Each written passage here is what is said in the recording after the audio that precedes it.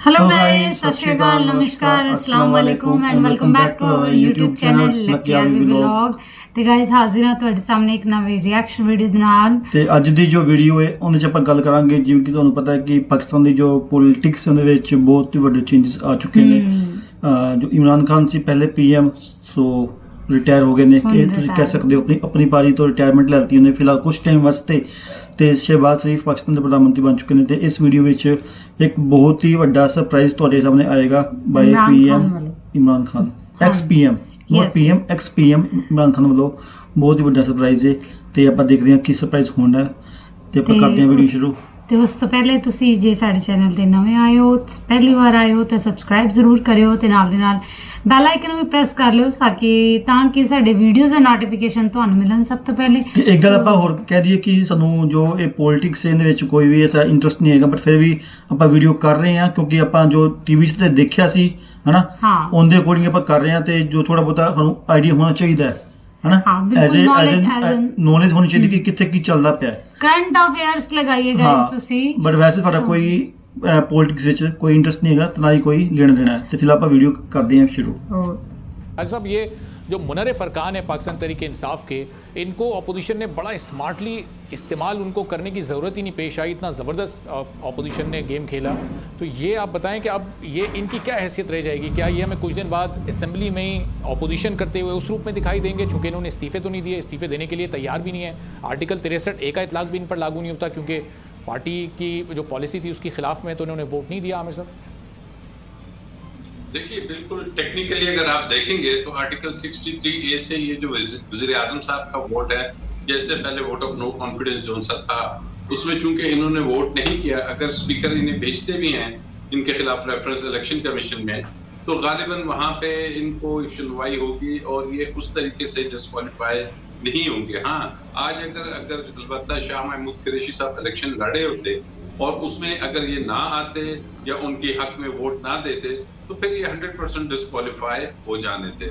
तो इसके बाद आइंदा जो सेटअप होगा उसमें इनका क्या रोल होगा, उसमें इनका रोल क्या होगा, क्योंकि वहां पे तो इतनी ज्यादा अब जमातें आ गई हैं कि वो किस को कहाँ पे इंटरटेन करेंगे, किसको, क्योंकि हम देख रहे थे कि जब ये बन रहा था सारा अलायंस तो मुख्तलिफ जो सियासी पार्टीज थी, खासकर बलूचिस्तान से बाप और वो, तो उन्होंने कहा कि जनाब हम देखेंगे कि हमें इधर क्या मिल रहा है और उधर क्या मिल रहा है।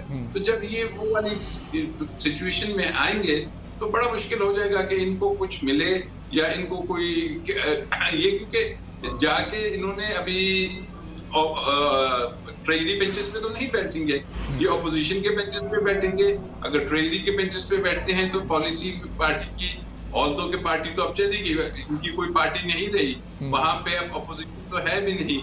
ये जिस पार्टी से बिलोंग करते थे वो रिजाइन करके चले गए, तो ये बस ऐसे ही रहेंगे वहां पे आना जाना, अदरवाइज इनका तो राज साहब ये अगर एज ऑपोजिशन पार्टी ये रहना चाहें असेंबली में, तो क्या जैसे राजा रियाज साहब हों या कोई और भी इनमें जितने भी बाकी लीडर्स हैं, क्या उनमें से कोई ऑपोजिशन लीडर के तौर पर अपने आप को रजिस्टर करवा सकता है? अभी अगर इन पे ये दबाव डाला जा सकता है पार्टी के अंदर ही कि आप इस्तीफा दें और कोई कार्रवाई इस पर हो सकती है अगर वो इस्तीफे देने पर राजी ना हो, या फिर ये उनका अपना फैसला होगा?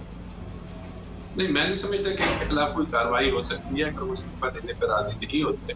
और अगर वो अपोजिशन के बेंचेस पे आते हैं और उसके अलावा JDA भी वहां पे मौजूद है, तो मुमकिन तौर पे ये एक ऐसी छोटी सी ऑपोजिशन ले सकते हैं और ये ऑपोजिशन बन सकते हैं और इनमें से एक ऑपोजिशन पॉलिटिक्स की गल्लां हो रही हैं जो समझ नहीं आ रही हैं।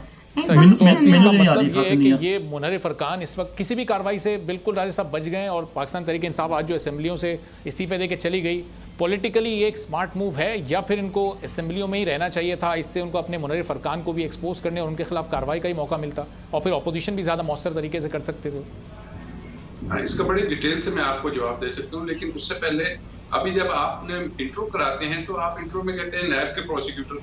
अब नैब के प्रोसिक्यूटर का इससे क्या काम? हाँ, जब मैं आप माहिर कानून, हम आपको माहिर कानून भी कहते हैं, वो मैं थोड़ा रवानी में कह रहा हूँ, आप लॉ एक्सपर्ट भी हैं। नाराज हो रहे हैं आमिर साहब, आमिर भाई नाराज हो रहे हैं। नहीं, आप लॉ एक्सपर्ट भी हैं, आपसे हम आपसे कानूनी राय जानने के लिए आपको हम दावत देते हैं कि बस वो जो गेस्ट लिस्ट आपके सामने रख देते हैं आपके स्टाफ और उसको कुछ जो भी लिखा होता है आप उठा के बस बोल देते हैं So I want a correction next time. नहीं नहीं सर, अब आप number बिल्कुल, two- ये मैंने आपका नाम खुद अपने हाथ से लिखा, और आप ज़ाहिर है आप माहिर कानून ही हैं, लेकिन वो चूंकि आपका एक प्रॉपर डेजिग्नेशन भी रहा है, तो हम वो भी वो पोर्टफोलियो आपके साथ ऐड कर देते हैं।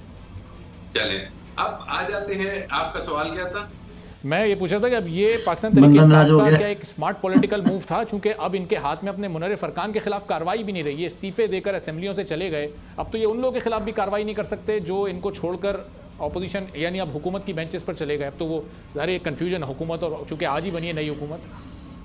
ये बड़ा एक इम्पोर्टेंट सवाल है, क्योंकि अगर हम देखते हैं कि अगर तो ये जो वोट ऑफ नो कॉन्फिडेंस था ये रूटीन में होता, और इस रूटीन में होते हुए एक जैसे गवर्नमेंट चेंज होती है, तो तब तो इनको यकीनी तौर पे जो इतना बड़ा फोरम है नेशनल असेंबली का, उसी में रहते हुए इनको अपनी सियासत करनी चाहिए थी, और उसी में रहते हुए बहुत से मौके आते हैं कि जहां पे इतनी बड़ी अपोजिशन हो, जो इनके पास 140-50 के नंबर हैं, तो उसका बहुत गहरा इम्पैक्ट पड़ता है। बहुत सी सिचुएशंस आती हैं जहां वेरियस अपॉइंटमेंट्स करनी होती हैं, कॉन्स्टिट्यूशनल और स्टैट्यूटरी अपॉइंटमेंट्स, उसमें लीडर ऑफ द अपोजिशन की चाहिए होती है कॉन्सेंट। लेकिन गालिबन वो ये समझ रहे हैं कि ये चूंकि सब कुछ जो हुआ ये नॉर्मल एक उसमें नहीं हुआ, तो ये उस नॉर्मल सिस्टम से निकल के अब ये कह रहे हैं कि हमने जो चेंज ऑफ गवर्नमेंट है, हम कोई ट्रेजरी के खिलाफ अब वो नहीं आगे बात करेंगे। लग ऐसे रहा है कि वो इस पूरे सिस्टम को चैलेंज करेंगे कि जनाब ये जो सिस्टम है जिसके तहत हमें ये रिजीम चेंज की गई है, तो उसके लिए फिर वो समझते हैं कि फिर अवाम के पास ही जाना चाहिए, और उसको वो ये समझते हैं कि 3 साल रह के इस सिस्टम के अंदर और हुकूमत होते हुए वो अगर कुछ अचीव नहीं कर सके सिस्टम की वजह से, तो दे हैव डिसाइडेड परहैप्स कि बेहतर अब स्ट्रेटजी यही है कि बाहर निकला जाए और सिस्टम के साथ जंग की जाए। तो ये एक बड़ी सी पोजीशन नजर आ रही है। सब्सक्राइब करें और बेल दबाएं ताकि कोई खबर रह न जाए। ਸੋ ਗਾਇਸ ਇਹ ਸੀ ਵੀਡੀਓ ਪੀਐਮ ਇਮਰਾਨ ਖਾਨ ਦਾ ਬਿਗ ਸਰਪ੍ਰਾਈਜ਼ ਕੀ ਤੁਹਾਨੂੰ ਲੱਗਿਆ ਇਸ ਵੀਡੀਓ ਵਿੱਚ? ਇਹਦੇ ਵਿੱਚ ਇਹ ਸੀ ਕਿ ਉਹਨਾਂ ਨੇ ਰਿਜ਼ਾਈਨ ਨਹੀਂ ਦਿੱਤਾ। ਰਿਜ਼ਾਈਨ ਨਾ ਦੇ ਕੇ ਉਹ ਕਹਿੰਦੇ ਨੇ ਮੈਂ ਆਪਣਾ ਅਹੁਦਾ ਨਹੀਂ ਛੱਡਣਾ, ਲੇਕਿਨ ਅਸੀਂ ਆਪੋਜੀਸ਼ਨ ਦੇ ਖਿਲਾਫ ਅੰਦਰ ਰਹਿ ਕੇ ਨਹੀਂ, ਬਾਹਰ ਰਹਿ ਕੇ ਬਾਹਰ ਹੈ ਜੋ ਸਿਸਟਮ ਹੈਗਾ ਨਾ, ਕਿਉਂਕਿ ਸਿਸਟਮ ਦੇ ਖਿਲਾਫ ਅਸੀਂ 3 ਸਾਲ ਜਿਵੇਂ ਪੀਐਮ ਇਮਰਾਨ ਖਾਨ ਸਾਹਿਬ ਰਹੇ ਨੇ ਨਾ, ਤੇ ਜੋ ਸਿਸਟਮ ਸੀ ਜਿਸ ਕਰਕੇ ਉੱਥੇ ਦੀ ਜੋ ਮਹਿੰਗਾਈ ਹੈ ਜਾਂ ਫਿਰ ਹੋਰ ਸਿਸਟਮ ਜਿਹਨੂੰ ਕੰਟਰੋਲ ਨਹੀਂ ਕਰ ਪਾਏ, ਜੋ ਸਿਸਟਮ ਹੈਗਾ ਉਹ ਸਿਸਟਮ ਦੇ ਖਿਲਾਫ ਇਹਨਾਂ ਨੇ ਲੜਾਈ ਕਰਨੀ ਹੈ। ਬਿਲਕੁਲ ਕੁਝ ਆਪੋਜੀਸ਼ਨਸ ਵਾਲੇ ਵੀ ਕਿੱਦਾਂ ਦੇ ਰੂਲਸ ਆਪਣੇ ਲਗਾਉਂਦੇ ਨੇ ਜਾਂ ਕਿੱਦਾਂ ਦੇ ਹੁੰਦੇ ਰੂਲ ਰੈਗੂਲੇਸ਼ਨਸ ਹੁੰਦੇ ਨੇ, ਸੋ ਉਹਨਾਂ ਨੇ ਉਹ ਵੀ ਆਬਜ਼ਰਵ ਕੀਤੇ ਨੇ, ਆਪਣੇ ਉਹ ਕਿੱਦਾਂ ਦੇ ਤਰ੍ਹਾਂ ਅਪਲਾਈ ਕਰਨਾ ਚਾਹੁੰਦੇ ਸਨ ਬਟ ਉਹ ਨਹੀਂ ਹੋ ਪਾਏ। ਸੋ ਕੁਝ ਕੰਮ ਉਹ ਕਰਨਾ ਚਾਹੁੰਦੇ ਸਨ ਉਹ ਨਹੀਂ ਹੋ ਪਾਏ, ਜਾਂ ਕੁਝ ਗਲਤ ਹੋ ਗਏ ਜਾਂ ਕੁਝ ਚੰਗੇ ਹੋਏ, ਉਹ ਸਾਰਿਆਂ ਨੂੰ ਮਤਲਬ ਇਕੱਠਾ ਕਰਕੇ, ਤੇ ਹੁਣ ਕੁਝ ਤੇ ਬੰਦੇ ਨੂੰ ਨੌਲੇਜ ਹੁੰਦੀ ਹੈ ਆਖਿਰਕਾਰ 3 ਸਾਲ ਬੰਦਾ ਰਿਹਾ ਹੋਵੇ ਤੇ ਉਹਨੂੰ ਆਪਣਾ ਰਹਿੰਦਾ ਨਾ, ਸੋ ਇਸ ਕਰਕੇ ਉਹਨਾਂ ਨੇ ਆਪਣੇ ਜਿਹੜਾ ਸਿਸਟਮ ਇਹਨਾਂ ਦਾ ਬਣਿਆ ਕਿ ਇਹਨਾਂ ਨੂੰ ਹਟਾਇਆ ਜਾਏ ਪਦ ਤੋਂ।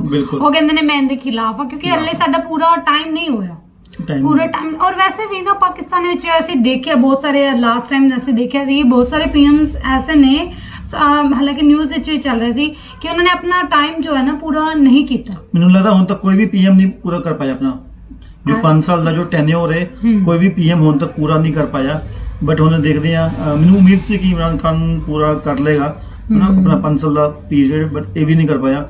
ਬਟ ਫਿਲਹਾਲ ਜੋ ਸ਼ਹਿਬਾਜ਼ ਸ਼ਰੀਫ ਹੈ, ਜਿਹਨੂੰ ਕਿ ਨਵਾਜ਼ ਸ਼ਰੀਫ ਦਾ ਭਰਾ ਵੀ ਕਹਿੰਦੇ ਨੇ, ਹਨਾ, ਤੇ ਚੋਰ ਵੀ ਕਹਿੰਦੇ ਲਗਾਈਏ ਤੁਸੀਂ। ਹਾਂ, ਦੇਖਦੇ ਆ ਉਹ ਕਿੰਨਾ ਕੁ ਟਾਈਮ ਸਰਵਾਈਵ ਕਰ ਪਾਉਂਦਾ। ਮੈਨੂੰ ਲੱਗਦਾ ਜੇ ਇਮਰਾਨ ਖਾਨ ਸਰਵਾਈਵ ਨਹੀਂ ਕਰ ਪਾਇਆ ਤੇ ਉਹ ਵੀ ਸਰਵਾਈਵ ਨਹੀਂ ਕਰ ਪਾਏਗਾ ਜਿਹੜਾ ਟਾਈਮ। ਸੋ ਉਹਨਾਂ ਨੇ ਜਿਨ੍ਹਾਂ ਨਾਲ ਬੋਲ ਰਹੇ ਸੀ ਉਹ ਨਿਊਜ਼ ਵਿੱਚ, ਸੋ ਕਹਿ ਰਹੇ ਸੀ ਕਿ ਉਹ ਅਗਰ ਆਪੋਜੀਸ਼ਨ ਵਿੱਚ ਰਹਿੰਦੇ ਤੇ ਆਪੋਜੀਸ਼ਨ ਰਹਿ ਕੇ ਉਹਨਾਂ ਦੇ ਨਾਲ ਕਾਫੀ ਜ਼ਿਆਦਾ ਮਤਲਬ ਲੋਕ ਹੈਗੇ ਸੀ ਉਸ ਟਾਈਮ, ਤੇ ਉਹ ਆਪਣਾ ਮੁੱਦਾ ਖੜਾ ਕਰ ਸਕਦੇ ਸੀ ਜਾਂ ਲੜ ਸਕਦੇ ਸੀ। ਬਟ ਇਮਰਾਨ ਖਾਨ ਸਾਹਿਬ ਨੇ ਕਿਹਾ ਸੀ ਨਾ ਕਿ ਮੈਂ ਚੋਰਾਂ ਨਾਲ ਨਹੀਂ ਕਰਨੀ, ਯਾਰ ਰਾਈਟ ਨਾ ਚੋਰਾਂ ਨਾਲ ਮੈਂ ਕੰਮ ਨਹੀਂ ਕਰਨਾ, ਬਸ ਉਹੀ ਗੱਲ ਸੀ। ਇਹੀ ਗੱਲ ਸੀ, ਇਸ ਕਰਕੇ ਉਹਨਾਂ ਨੇ ਕਿਹਾ ਕਿ ਅਸੀਂ ਜਿਹੜੀ ਆਮ ਜਨਤਾ ਹੈ, ਜਨਤਾ ਹੀ ਸਭ ਕੁਝ ਦੇਖ ਸਕਦੀ ਹੈ ਤੇ ਉਹੀ ਚੁਣਦੀ ਹੈ ਤੇ ਉਹਨਾਂ ਦੇ ਨਾਲ ਅਸੀਂ ਜਾਵਾਂਗੇ।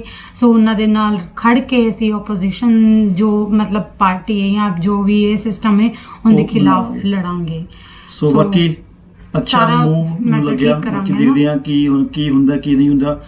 ਤੇ ਇਹ ਸੀ ਜਿਹੜੀ ਅੱਜ ਦੀ ਰਿਐਕਸ਼ਨ ਵੀਡੀਓ। ਬਾਕੀ ਅਸੀਂ ਜਿੱਥੇ ਕਰੈਕਟ ਨਾ ਹੋਈਏ ਗਾਇਸ, ਤੁਸੀਂ ਕਰੈਕਟ ਜ਼ਰੂਰ ਕਰ ਦਿਓ ਕਿਉਂਕਿ ਇਹ ਸਾਨੂੰ ਜ਼ਿਆਦਾ ਆਈਡੀਆ ਨਹੀਂ ਹੈਗਾ। ਨੌਲੇਜ ਇੱਕ ਤੇ ਇਹ ਹੈਗੀ ਪੋਲਿਟਿਕਸ, ਬਿਲਕੁਲ। ਉਹ ਵੀ ਪਾਕਿਸਤਾਨ ਦੀ ਪੋਲਿਟਿਕਸ, ਲੇਕਿਨ ਸਾਨੂੰ ਇੰਨਾ ਕੋਈ ਆਈਡੀਆ ਨਹੀਂਗਾ ਬਈ ਚਲੋ ਆਪਣੇ ਜਿਹੜੇ ਨੇਬਰਸ ਕੰਟਰੀਜ਼ ਨੇ ਉਹਨਾਂ ਦੇ ਬਾਰੇ ਨੌਲੇਜ ਹੋਣੀ ਚਾਹੀਦੀ ਹੈ, ਵੈਸੇ ਆਲ ਓਵਰ ਦਾ ਕਰੰਟ ਅਫੇਅਰਸ ਬਾਰੇ ਨੌਲੇਜ ਹੋਣੀ ਚਾਹੀਦੀ ਹੈ। ਸੋ ਨਿਊਜ਼ ਅਸੀਂ ਦੇਖਦੇ ਰਹਿੰਦੇ ਹਾਂ, ਗਰਮ ਮੁੱਦਾ ਰਹਿੰਦਾ ਨਾ ਵੈਸੇ, ਬਿਲਕੁਲ ਬਿਲਕੁਲ, ਤੇ ਪਤਾ ਹੋਣਾ ਚਾਹੀਦਾ ਕਿ ਕਿੱਥੇ ਕੀ ਹੋ ਰਿਹਾ ਹੈ।